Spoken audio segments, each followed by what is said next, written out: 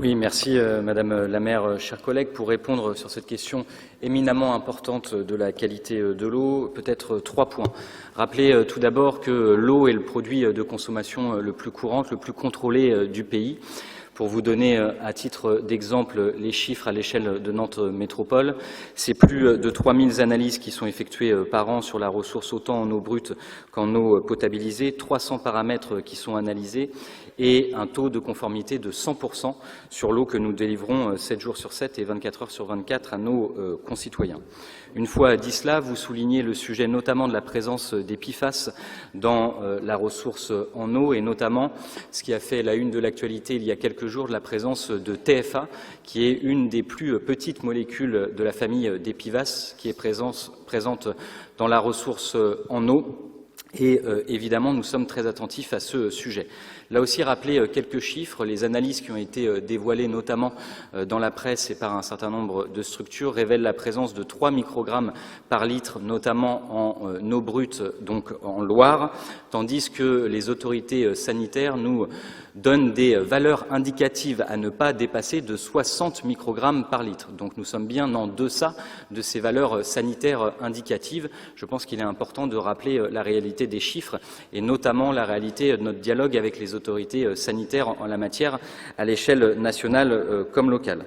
Pour autant, il nous faut être très attentifs parce que ces molécules, évidemment, sont soumises à des analyses régulières, sont soumises aussi à l'avancée scientifique en la matière, et il s'agit de molécules qui sont très résistantes, qui sont présentes à la fois dans les eaux brutes, à la fois dans les eaux potabilisées, dans la ressource en eau, dans nos cours d'eau, rivières et fleuves, présentes aussi dans les nappes phréatiques de l'ensemble du pays, présente aussi cette molécule dans les fruits et légumes que nous consommons et aussi dans l'air. Donc c'est pour vous dire aussi l'ampleur du sujet.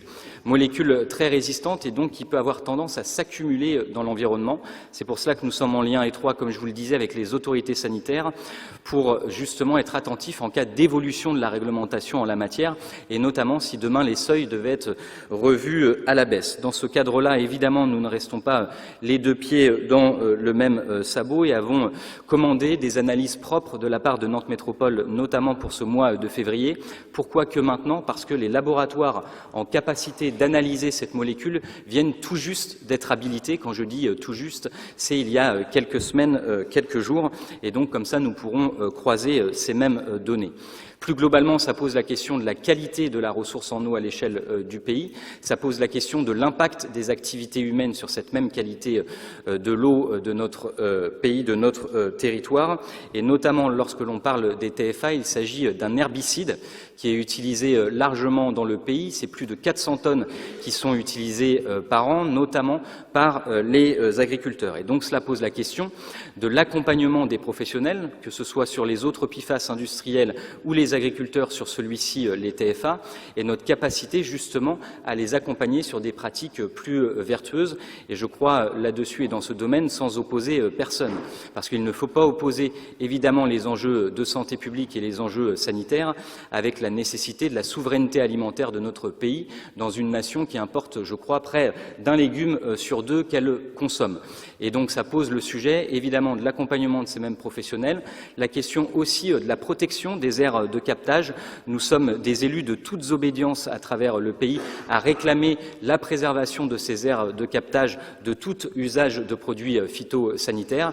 Et enfin, cela posera la question des moyens que nous donnons aux collectivités comme à ces mêmes professionnels pour être sur des logiques de prévention et aussi pour nous, les collectivités, la question du traitement. Et enfin, ça pose la question du financement des politiques publiques de l'eau et de l'assainissement qui sont au cœur de nombreuses réformes et je ne vais pas être trop long sur le sujet, mais aujourd'hui ce sont les usagers particuliers qui contribuent largement au financement des politiques publiques de l'eau et de l'assainissement et je crois que notamment la contribution des entreprises dans le domaine phytosanitaire ou des industries pharmaceutiques ou cosmétiques est un sujet aussi qu'il faudra continuer de poser parce qu'elles sont aussi à la source de la production de ces mêmes molécules et si demain nous voulons continuer de délivrer une eau en qualité et en quantité, il faudra bien affronter l'ensemble de ces sujets dans le cadre évidemment d'une juste contribution de chacune et de chacun, mais à la fois un message pour rassurer nos concitoyens, l'eau que nous délivrons est 100% conforme, elle est de qualité.